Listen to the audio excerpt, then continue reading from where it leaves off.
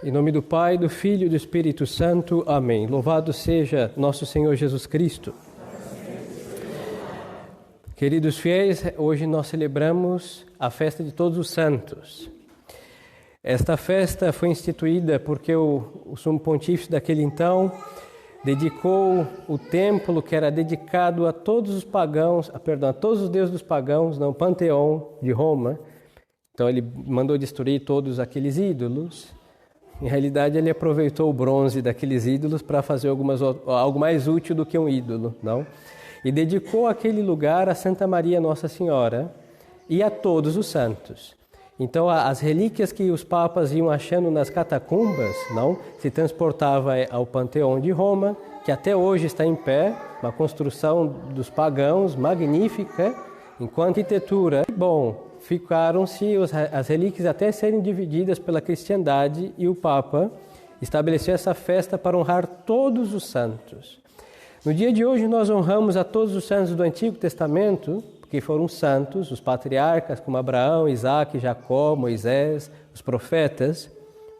Nós honramos também todos os santos do Novo Testamento, apóstolos, mártires, virgens, confessores.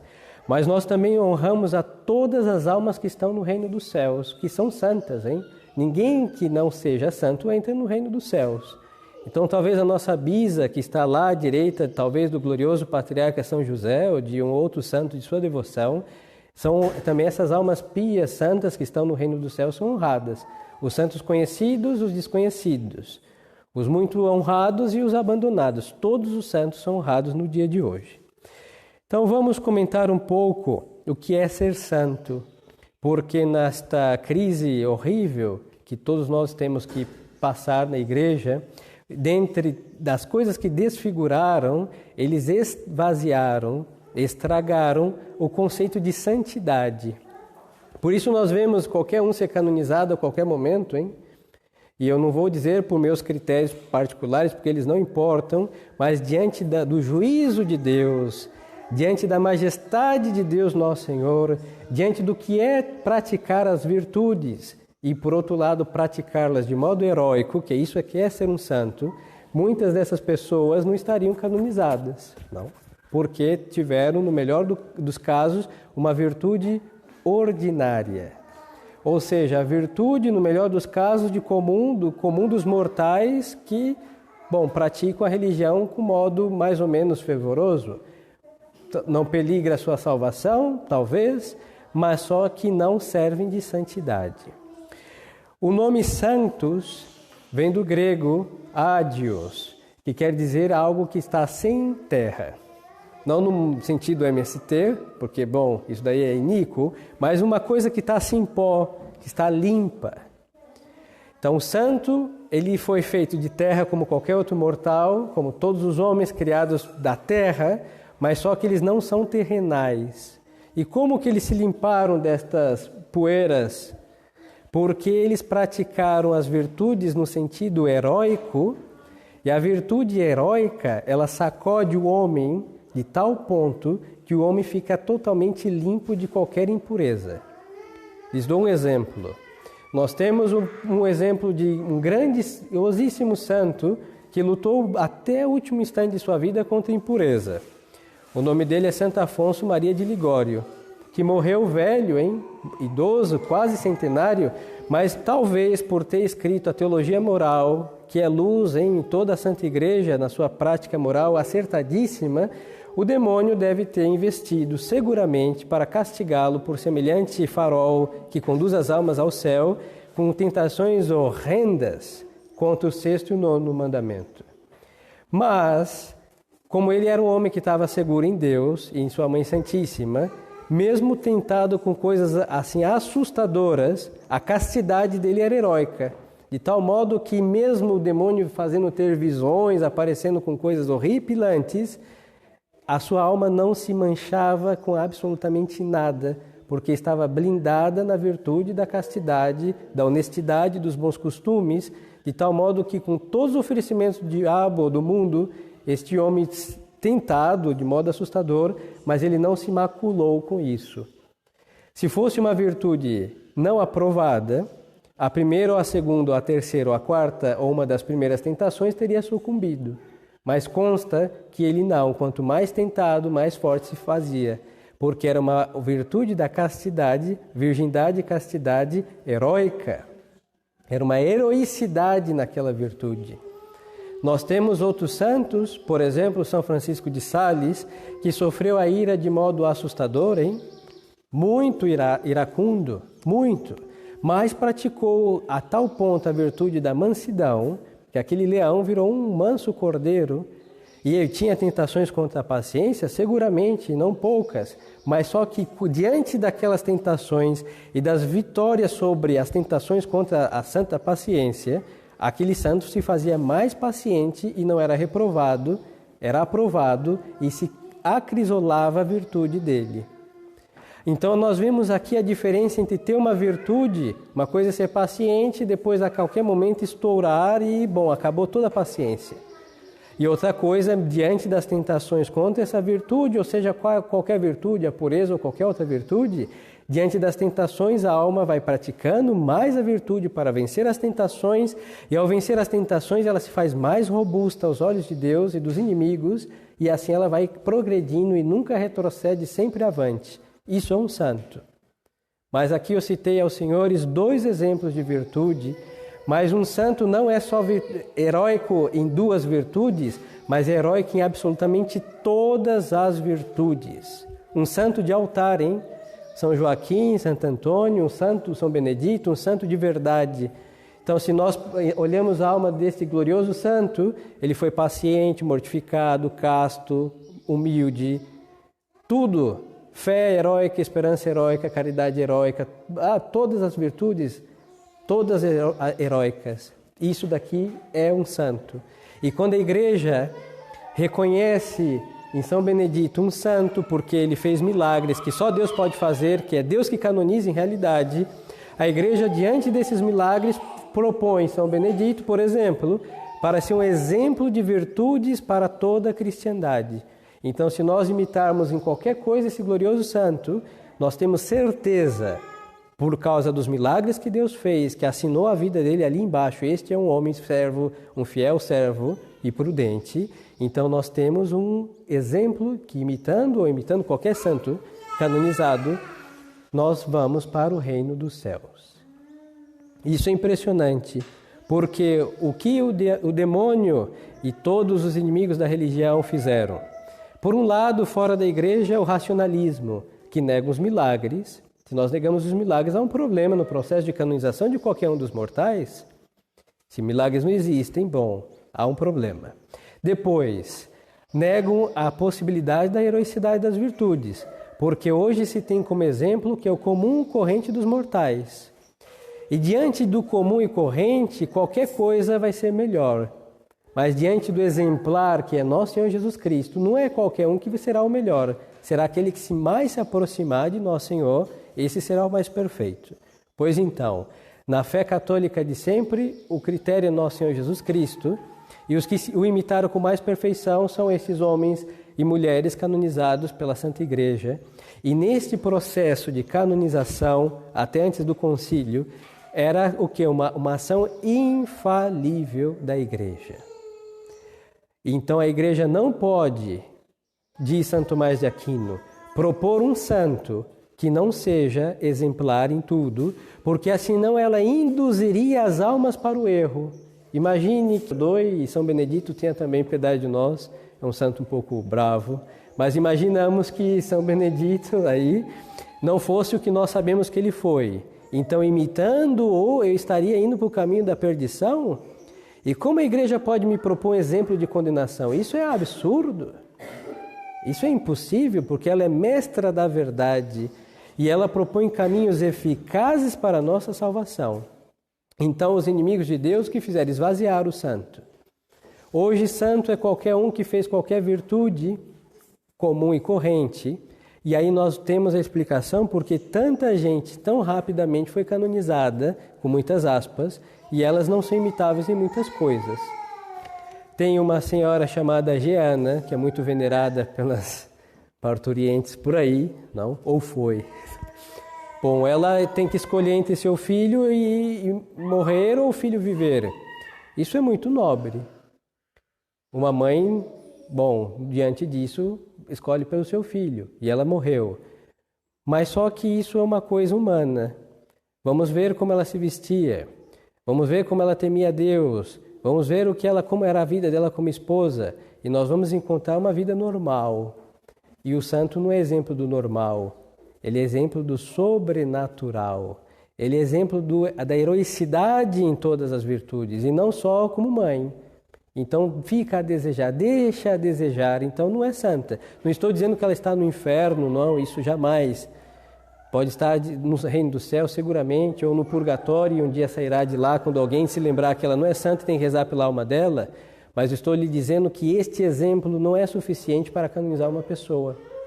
Aquele menino Acutis, que foi agora pobre, piedoso, hein? E eu penso que qualquer alma com mínimo de devoção, sabendo que vai ter um câncer terminal, claro que vai se mover no temor de Deus, vai buscar se confessar, vai buscar ir à missa, todas as missas que puder, comungar com frequência para morrer na graça de Deus.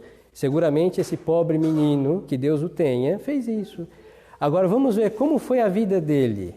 Ele foi um São Domingos sábio, que foi heróico em todas as suas virtudes e tinha somente 14 anos de idade, como estudante, como a modéstia, como a pobreza, mesmo vemos um São Luís de Gonzaga que era praticamente um príncipe, mas era um homem pobre, praticar a pobreza estando com meio de um monte de riquezas, a renúncia ao mundo, quando nós vemos jogar o seu PlayStation e estas bobagens, é porque o mundo ainda estava em suas mãos, literalmente em suas mãos. E quando está dentro das nossas mãos, em cima das nossas mãos, está dentro da nossa alma também, hein? E assim nós vemos um menino normal. E essa normalidade não pode ser exemplo de salvação. Porque qual foi o critério? Nosso Senhor disse, sede perfeitos como meu Pai Celestial é perfeito. Então não é um rigorismo da igreja, dos papas, não. É um rigorismo, entre aspas, não, é a regra imposta por Nosso Senhor, ser perfeito como o Pai Celestial é perfeito. E à medida que mais se aproximar do exemplar, esse será o perfeito. E aí nós temos uma variedade de santos, todos eles são santos e encheram a medida até o limite. A igreja proíbe que digamos que Santo Antônio é maior que São Benedito e que São Benedito é menor do que não sei quem, isso é proibido. Mas nós sabemos que, bom, quando chegarmos com fé em Deus no reino dos céus, nós veremos que a variedade de tamanhos de santos, mas em estatura, em glória e em graça, todos estarão cheios daquilo que puderam. Então, por isso, um santo não é uma alma medíocre e não é uma alma normal, porque a normalidade de hoje, entre as suas variantes, é ser o quê? É ser medíocre aos olhos de Deus. O mínimo sempre, e isso daí não serve para estar um dia em cima dos altares. Assim que são pessoas sem terra mesmo, sem pó, sacudiram todos, corpo, alma, pensamentos, palavras, todos os seus atos, e nós não encontramos a menor sujeira. Mesmo que tenhamos santos que viveram uma vida imunda, por exemplo, com todo respeito, mas é uma mulher, bom, temos Maria Madalena, a vida dela é conhecida pelo Evangelho, prostituta, perdão a palavra, mas isso que ela era, e se tornou uma grande penitente, uma grandiosíssima santa. Mas ela não é a única. Temos Santa Margarida de Cortona, grande santa também, que teve uma vida lasciva, não depois que a mãe dela morreu. Ela viveu aí emancebada com um rapaz que foi assassinado. E graças a ela, o cachorro que ela tinha, que começa a latir de modo insuportável, até ir para o meio do mato, ela vai seguindo o cachorro e encontra o seu homem, que não era seu esposo, morto. Aí ela corre para a igreja, encontra um franciscano, que era um homem muito temeroso a Deus, que mostra todos os pecados que ela tinha cometido, e ela, depois disso, entra na Ordem Terceira de São Francisco, vive na casa dela, de modo penitente, a tal ponto que quando tinha uma alma possessa pelo demônio, o exorcista dizia, olha, infeliz, vai embora, senão vou te levar na casa de Margarida. E o diabo gritava, jamais eu vou embora. A casa de Margarida é infestada de suas orações insuportáveis. E ela virou um exorcismo, vivo, porque era um templo cheio da presença de Deus. Estava cheio de pecado, se esvaziou do pecado, se encheu de Deus. E também uma mulher com uma vida lasciva. E ela vai dizer no processo de sua conversão? Bom, eu perdi tudo, mas o catecismo que minha mãe me ensinou, isso eu jamais esqueci. Por isso ela se converteu. A voz de sua mãe defunta falava pelas verdades de fé que ela aprendeu desde o berço. Temos outras santas. Santa Maria Egipsíaca, também uma vida lasciva, que foi perverter os peregrinos, que eram homens que saíam do Egito à Terra Santa, e ela no navio entra e vai e se vendeu como uma mulher lasciva. E quando ela foi beijar a relíquia da Santa Cruz, o quadro de Maria Santíssima, ela não consegue entrar na Santa Igreja. E aí ela olha para Nossa Senhora, para o seu ícone, sua imagem, e diz: minha mãe, se a senhora permitir que eu beije o sinal da minha salvação, eu prometo fazer penitência. E essa mulher lasciva entra, beija a Santa Cruz, se confessa, vai para o deserto do Egito e vai ficar 30 anos que ela fez somente. E depois, um ano antes de morrer, aparece um santo homem e dá a segunda comunhão da sua vida para ela. E no ano seguinte ela morre cheia de graça de Deus. Então nós vemos aqui, isso é santo. Não estou dizendo que tem que nascer, que nós sabemos que nasceu imaculado, é Nosso Senhor porque é Deus, e Maria Santíssima que é sua Santa Mãe, e todos os outros nasceram baixo a tirania do pecado original, da escravidão das paixões, uns mais, outros menos, mas temos santos de variadas correntes, variadas tiranias do demônio, mas todos eles cortaram absolutamente e viraram o que nós hoje veneramos. Como honrar então esses santos? Nós, católicos, por um pouquinho de racionalismo também, nós temos um problema. Muitas vezes, por influência protestante, nós estamos acostumados a ter poucas imagens em casa. Isso é um problema. Estou dizendo para que tenham um monte de imagens. Mas hoje, tantas igrejas modernas, por influência protestante, acostumaram os nossos olhos a ver poucas imagens. Com muita sorte, um crucifixo, um pouquinho mais de devoção a uma Nossa Senhora de qualquer advocação e o santo padroeiro do lugar. Mas então, normalmente, quando nós dizemos o que é a igreja? É a casa de Deus. Na casa de Deus estão todos os que são de Deus. Por isso, nas igrejas antigas, buscavam-se ter muitas imagens. Aí uns dizem, não, era para pegar a coleta e o cofre que estava embaixo. Não, primeiro que aqueles cofres eram usados para o culto daquele santo. Mantinham-se as velas do seu altar, as flores do seu altar, por isso cada santo tinha o seu cofre, mas era para manter o seu altar. Mas nós chegávamos na casa de Deus e encontrávamos todos ou muitos dos servidores de Deus. E essa ideia de igreja vazia é uma ideia de uma igreja protestante, porque para eles não existe santidade possível. E a casa dos fiéis, as nossas casas também tinham muitos santos. O santo do nome das crianças, o santo do nome dos donos da casa. Tinha o Sagrado Coração de Jesus entronizado e tratado como rei daquela família. Tinha o patriarca São José, porque todo mundo é devoto e deve ser de São José. Tinha o santo padroeiro da nação, com isso já temos aí 4, 5 imagens. E assim por diante. E eles eram honrados. Não era um acúmulo de imagem cheia de pó, que ficava lá com umas flores artificiais num cantinho escondido. Não, era uma representação de pessoas que nós esperamos conviver no reino dos céus. Então eram bem tratados as nossas imagens. Mas o modernismo colocou esse ranço protestante, aí diminuímos as imagens nos templos e nas casas, e depois colocou as imagens feias que causa repugnância aos bons gostos. E aí, para achar uma imagem digna de veneração, é difícil. Por isso, a consequência é ter poucos santinhos em casa. Esses santinhos, essas imagens feitas com um rosto infantil, totalmente ridículo.